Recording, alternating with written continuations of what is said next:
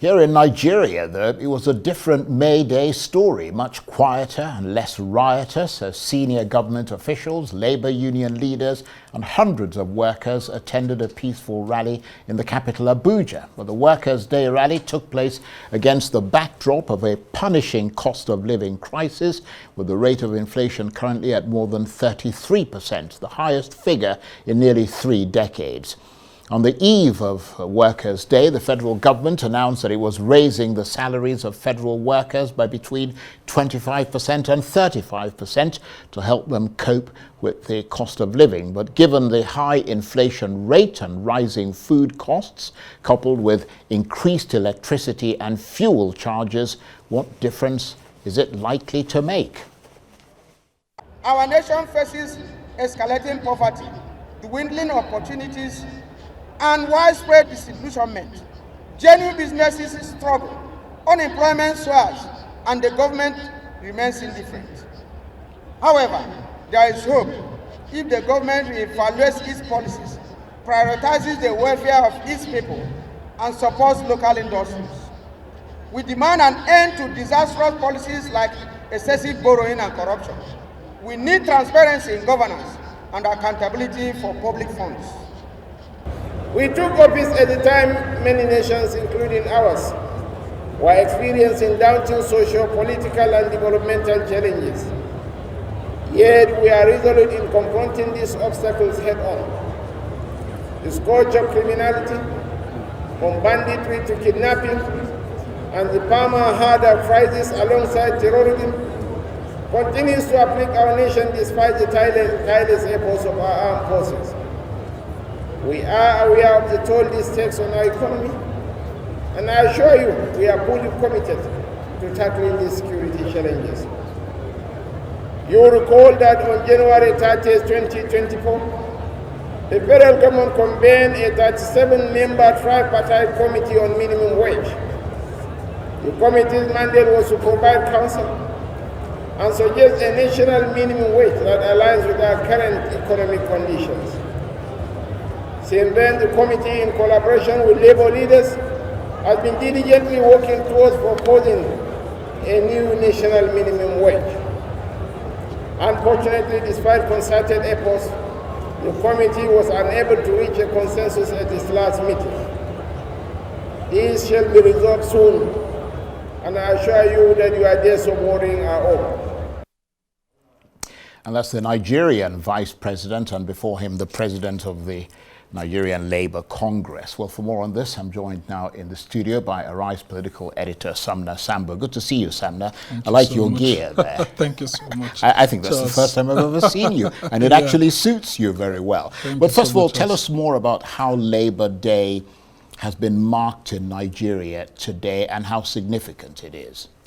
Yeah, I mean, it's been very peaceful. We've got some state unions of the NLC and the TUC requesting 70,000 naira for new minimum wage in states. But at the federal level, I mean, we had the NLC and TUC officials in Abuja requesting for 615,000 naira. Yeah, I mean, very, very extraordinary, because the current rate is 30,000 naira as a minimum wage in the country. But that was signed in 2019. And it expired just this April 18th.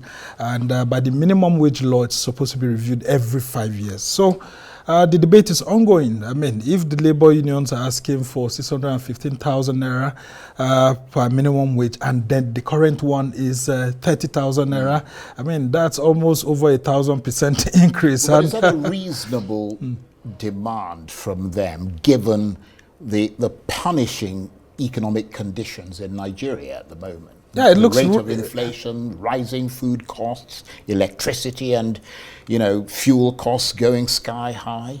Quite reasonable, but in terms of payment, I doubt if the federal government will have the capacity to be able to pay. And even if the federal government had the capacity to pay, what will happen to the states? And then, of course, those in the private sector, because when there's a new minimum wage, although it's on the concurrent list, not the exclusive list, nonetheless, I mean, it will push a lot of demands, and then you could actually see lots of labor issues here and there, because those in the private sector may not be able to pay, state governments may not be able to pay. Even the 30,000 30,000 naira own. It's still pretty difficult. I mean, we have some people in the northeastern state of Borno saying that they're still collecting about 6,000 naira, 7,000 naira per month. These are teachers. And it's quite, yeah, I mean, really, really ridiculous. So if the states are unable to pay 30,000 naira minimum wage, then you can actually imagine if it's pushed to 615,000. Now, in all of this, you could see that the federal government was trying to anticipate a very huge request from the labor unions. As at last night, it went ahead to actually declare that it had increased their pay by 25 to 35%. Now, that was announced by the National Salaries and Income and Wages Commission. But the labor unions are saying that the federal government was only clever by half because that is not a minimum wage as required by law, and that it's not all federal staff that will actually enjoy that, and that it's confusing actually that the government is trying to do that when there is an impending report from the commission that was set up in January to actually have a new national minimum wage, because the anticipation was that that report will be ready before the expiration of the old minimum wage on April 18, but that hasn't happened, and you would have heard the vice president saying there that there was confusion, there was disagreement on it, but then they've been what's called the wage award, which was granted sometime last year from October 3rd when the labor unions had threatened to go on a nationwide strike. That wage award came in varying degrees and all of that. The federal government saying that they were going to be paying some amounts, 35,000 and all of that, but not many federal workers have received that. So the workers themselves are confused as to what exactly the federal government is aiming at. So this is the very first Labor Day by the Tinubu administration, where they expected some very strong soundbite. But the only one we actually received from the Minister of State for Labor and Productivity, Honorable Nkiruka Onyeojocha, is that the conclusion by the federal government now is that when a new national minimum wage is eventually agreed upon, it will take effect from today, 1st of May. That's what they can guarantee. So even if it's in the next 3 months or in the next 1 year, whatever agreement is reached, it will be backdated to actually begin from today.